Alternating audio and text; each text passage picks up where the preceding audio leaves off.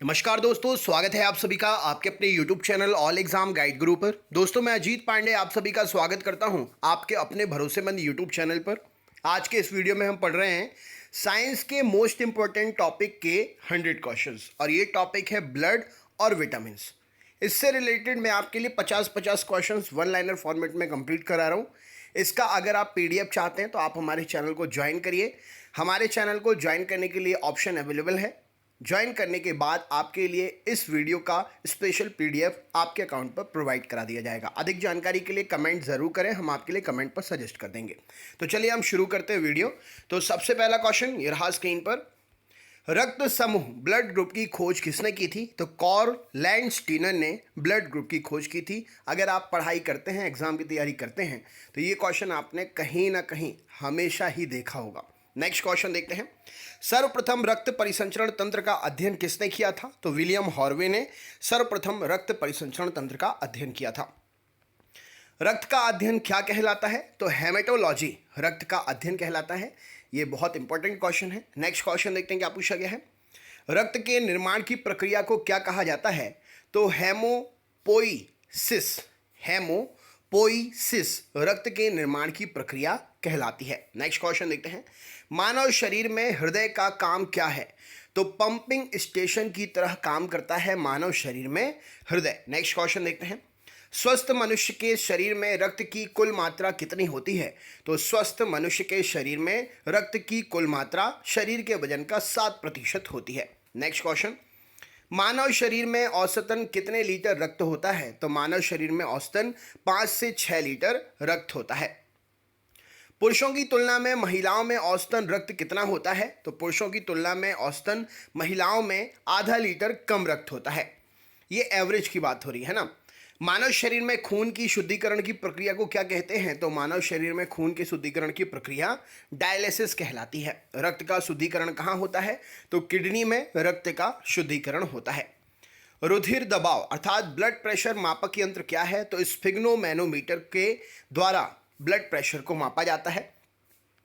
मनुष्य का सामान्य रक्तचाप कितना होता है? तो 120/80 mmHg पारा मनुष्य का सामान्य रक्तचाप होता है। जब मनुष्य सोता है तो उसका रक्तचाप कैसा होता है? तो जब मनुष्य सोता है तो उसका रक्तचाप जो है घट जाता है। जब मनुष्य दौड़ लगाता है तो उसका ब्लड प्रेशर कैसा हो जाता है? तो दौड़ लगाते समय ब्लड प्रेशर बढ़ जाता है। मानव रक्त का पीएच मान क्या होता है? तो 7.4। इंपॉर्टेंट क्वेश्चन है। मानव रक्त का पीएच मान 7.4 होता है। लाल रंग रक्त का किसके कारण होता है? तो हीमोग्लोबिन के कारण शरीर में रक्त का रंग लाल होता है। रक्त का थक्का जमने में सहायक प्रोटीन कौन सा है? तो प्रोथ्रोम्बिन व फाइब्रिनोजन रक्त में थक्का जमने में सहायक प्रोटीन है। Next question. किस प्रोटीन की मौजूदगी के कारण शरीर के भीतर रक्त का थक्का नहीं जमता है? तो हेपेरिन के कारण शरीर के भीतर रक्त का थक्का नहीं जमता है। किस विटामिन की कमी से खून का थक्का नहीं जमता है? तो विटामिन के प्रभाव के कारण शरीर में खून का थक्का नहीं जमता है। नेक्स्ट क्वेश्चन देखते हैं। रक्त जमने में किस तत्व की मुख्य भूमिका होती है? तो रक्त के जमने में कैल्शियम की मुख्य भूमिका होती है। मानव रक्त में कितने प्रतिशत प्लाज्मा होता है? तो मानव शरीर में जो रक्त है उसमें 60% प्लाज्मा होता है। अब ब्लड के दो भाग होते हैं, एक तो प्लाज्मा और दूसरा कणिकाएं। तो प्लाज्मा में क्या क्या होता है? तो प्लाज्मा में 55 से 60% तक रक्त में प्लाज्मा 55 से 60% तक होती है। उसमें जल 90% होता है, प्रोटीन 9% और ग्लूकोज 1%। तो इस सबको मिलाकर बनता है प्लाज्मा। ठीक है। अगर आपसे कभी पूछा जाए कि रक्त में जो प्लाज्मा होती है जो 55 से 60% होती है वो किससे मिलकर बनी होती है? तो उसमें 90% जल होता है, 9% प्रोटीन होता है और ग्लूकोज और मिनरल 1% होते हैं। अब बात करें कणिकाएं कौन सी होती हैं? तो ब्लड में WBC, RBC और प्लेटलेट्स ये 3 कणिकाएं होती हैं। तो 40 से 45% भाग जो है आपका ये कणिकाओं से मिलकर बना होता है। Next question. RBC का निर्माण कहाँ पर होता है? तो अस्थि मज्जा में RBC का निर्माण होता है। RBC की कब्रिस्तान किसे कहा जाता है? तो प्लीहा या स्प्लीन को RBC की कब्रिस्तान कहा जाता है। RBC का मुख्य काम क्या होता है? तो हर कोशिकाओं में ऑक्सीजन पहुंचाना तथा CO2 बाहर निकालना RBC का मुख्य काम होता है। WBC का मुख्य कार्य क्या होता है? तो रोग प्रतिरोधक क्षमता पैदा करना शरीर के अंदर व्हाइट ब्लड सेल्स का मुख्य काम होता है। आरबीसी का जीवन काल कितना होता है? तो ये 120 दिन का जीवन काल होता है आरबीसी का। डब्ल्यूबीसी का जीवन काल, तो ये लड़ती रहती हैं, मरती रहती हैं, फिर बनती हैं, तो ये 1 से 4 दिन तक ही जीवित रहती हैं। आरबीसी का वैज्ञानिक नाम क्या है? तो इरिथ्रियोसाइट बोलते हैं आरबीसी को। नेक्स्ट क्वेश्चन देखते हैं क्या पूछा गया है। डब्ल्यूबीसी का वैज्ञानिक नाम क्या है? तो ल्यूकोसाइट बोलते हैं डब्ल्यूबीसी को। नेक्स्ट क्वेश्चन, आरबीसी की खोज किस वैज्ञानिक ने की थी? तो एंटोनी ल्यूवेनहॉक ने आरबीसी की खोज की थी। प्लाज्मा का रंग कैसा होता है? तो प्लाज्मा हल्के पीले रंग का होता है। प्लाज्मा का रंग पीला या हल्का पीला किसके कारण होता है? तो बिलीरुबिन के कारण, जो कि उसमें मौजूद रहता है, उसके कारण प्लाज्मा का रंग पीला या हल्का पीला होता है। मानव शरीर में ब्लड बैंक ऑफ आरबीसी किसे कहा जाता है? तिल्ली या स्प्लीन या प्लीहा को मानव शरीर में ब्लड बैंक ऑफ आरबीसी कहा जाता है। पहाड़ों पर आरबीसी की संख्या में क्या फर्क पड़ता है? तो पहाड़ों पर जाने से आरबीसी की संख्या जो है बढ़ जाती है। किन की भित्तियों पर रक्त द्वारा डाले गए दबाव को रक्तदाब कहते हैं? तो शिराओं की भित्तियों पर रक्त द्वारा डाले गए दाब को रक्तदाब कहते हैं। रक्त में पाई जाने वाली धातु कौन सी है? तो रक्त में आयरन पाया जाता है, लोहा पाया जाता है। हृदय से शरीर की ओर रक्त ले जाने वाली रक्त वाहनों को क्या कहते हैं? तो उन्हें कहते हैं धमनी। और इसमें बड़ा कंफ्यूजन होता है, शिरा और धमनी, है ना। नेक्स्ट क्वेश्चन देखते हैं।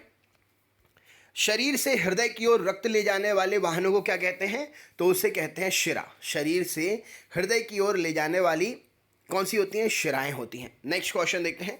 कौन सी वाहनिकाएं साफ रक्त फेफड़ों से हृदय तक ले जाती हैं? तो फुफ्फुस सिरा साफ रक्त फेफड़ों से हृदय तक लेकर जाती हैं। किसकी सहायता से रक्त और ऑक्सीजन लेकर जाया जाता है? तो लोहित कोशिकाएं, जिसे आप हीमोग्लोबिन के माध्यम से भी समझ सकते हैं। तो लोहित कोशिकाओं के द्वारा रक्त को ऑक्सीजन ले जाया जाता है। नेक्स्ट क्वेश्चन देखते हैं। मानव रक्त में कितने समूह होते हैं? तो मानव रक्त में 4 समूह होते हैं, ए बी और ओ। इसी का ही पॉजिटिव और नेगेटिव होता है। नेक्स्ट क्वेश्चन, ए बी रक्त समूह सर्वग्राही रक्त समूह कहलाता है, क्योंकि? तो ए बी रक्त समूह वाला व्यक्ति, उसके शरीर में कोई एंटीबॉडी ना होने के कारण वह सर्वग्राही रक्त समूह वाला व्यक्ति कहलाता है। किस रुधिर वर्ग में एंटीजन नहीं पाए जाते हैं? तो ओ ग्रुप वाले व्यक्ति में एंटीजन नहीं पाए जाते हैं। आरबीसी की कमी से कौन सा रोग होता है? तो एनीमिया रोग होता है आरबीसी की कमी से। रक्त में आरबीसी और डब्ल्यूबीसी का अनुपात कितना होता है? तो 600:1 आरबीसी और डब्ल्यूबीसी का अनुपात रक्त के अंदर होता है। मानव शरीर के किस अंग में रक्त नहीं पाया जाता है? तो मानव के आंख की जो कॉर्निया होती है, उसके अंदर शरीर में रक्त नहीं पाया जाता है। आरबीसी की संख्या किस यंत्र के द्वारा ज्ञात की जाती है? तो हीमोसाइटोमीटर के द्वारा शरीर में उपस्थित रक्त में आरबीसी की संख्या ज्ञात करते हैं। कॉकरोच का रक्त किस रंग का होता है? तो कॉकरोच का रक्त जो है सफेद रंग का होता है। कॉकरोच के रक्त का रंग सफेद किस कारण से होता है? तो हीमोलिम्फ के कारण कॉकरोच के शरीर में सफेद रंग का रक्त पाया जाता है। रुधिर कर्णिकाओं अर्थात हीमोग्लोबिन का काम क्या है? तो ऑक्सीजन को इधर से उधर शरीर में पहुंचाना रुधिर वर्णिका या लोहित कोशिकाओं का काम है। मानव रुधिर में कोलेस्ट्रॉल का सामान्य स्तर क्या है? तो 140 से 180 mg/% में मानव रुधिर में कोलेस्ट्रॉल का सामान्य स्तर है। मानव शरीर में रक्तचाप नियंत्रित कैसे होता है? तो थाइमस ग्रंथि के द्वारा मानव शरीर में रक्तचाप नियंत्रित होता है। जब एक व्यक्ति बुढ़ा हो जाता है तो सामान्यतः उसका रक्तदाब कैसा हो जाता है? तो जब एक व्यक्ति बुढ़ा हो जाता है तो सामान्यतः उसका रक्तचाप जो है घट जाता है। विटामिन शब्द किस वैज्ञानिक ने दिया था? तो सी फंक ने विटामिन शब्द दिया था। ये कई बार पूछा जा चुका है। विटामिन से कितनी कैलोरी ऊर्जा मिलती है? तो विटामिन से ऊर्जा नहीं मिलती है, 0 कैलोरी ऊर्जा मिलती है विटामिन से। विटामिन किस भाषा का शब्द है? तो विटामिन जो है लैटिन भाषा का शब्द है। नेक्स्ट क्वेश्चन देखते हैं।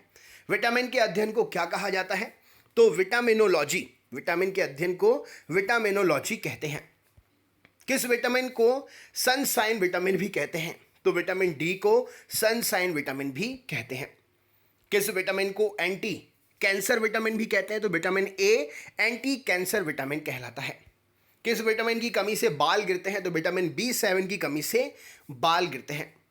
मछली के यकृत में तेल कौन से विटामिन की बहुलता से होता है? तो मछली के यकृत तेल में विटामिन ए भी होता है और विटामिन डी भी होता है। दोस्तों वीडियो की लिंक को ज़्यादा से ज़्यादा शेयर करिएगा, मैं इसका दूसरा पार्ट भी जल्द ही लेकर आऊँगा। डिपेंड करता है जितना ज़्यादा वीडियो पॉपुलर होगा उतना ही मेहनत करके हम इसका दूसरा पार्ट बनाएंगे।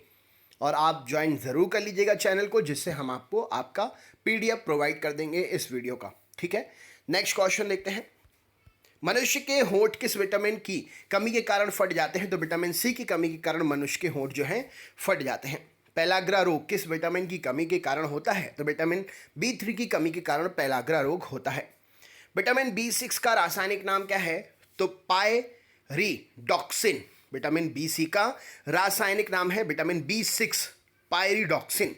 नेक्स्ट क्वेश्चन देखते हैं। विटामिन B12 का रासायनिक नाम क्या है? तो साइनोकोबाल्मिन। कोबाल्ट की मात्रा होने के कारण विटामिन B12 को साइनोकोबाल्मिन कहते हैं। सौंदर्य विटामिन किसे कहते हैं? तो विटामिन ई को सौंदर्य विटामिन कहा जाता है। विटामिन डी का रासायनिक नाम क्या है? तो कैल्सीफेरॉल विटामिन डी का रासायनिक नाम है।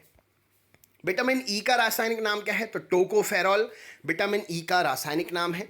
विटामिन एच को अन्य किस नाम से जाना जाता है? तो विटामिन B7 या बायोटीन के नाम से विटामिन एच को जानते हैं। मूत्र में सबसे अधिक मात्रा में कौन सा विटामिन पाया जाता है? तो विटामिन सी मूत्र में सबसे अधिक मात्रा में पाया जाता है। शरीर में बनने वाले हानिकारक रसायन को कौन सा विटामिन नष्ट करता है? तो विटामिन ई शरीर में बनने वाले हानिकारक रसायन को नष्ट करता है। कौन सा विटामिन रक्त का थक्का जमाने में सहायक होता है? तो विटामिन के रक्त का थक्का जमाने में सहायक होता है। छिली हुई सब्जियों को धोने से कौन सा विटामिन निकल जाता है? तो विटामिन सी छिली हुई सब्जियों को धोने से निकल जाता है। दूध में कौन सा विटामिन नहीं होता है? तो विटामिन सी दूध में नहीं होता है। मानव शरीर में संक्रमण को रोकने में कौन सा विटामिन सहायक होता है? तो विटामिन ए मानव शरीर में संक्रमण को रोकने में सहायक होता है।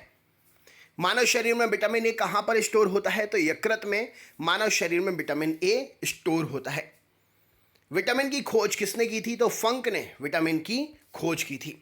विटामिन ए व बी की खोज किसने की थी? तो मैकुलन ने विटामिन ए और विटामिन बी की खोज की थी।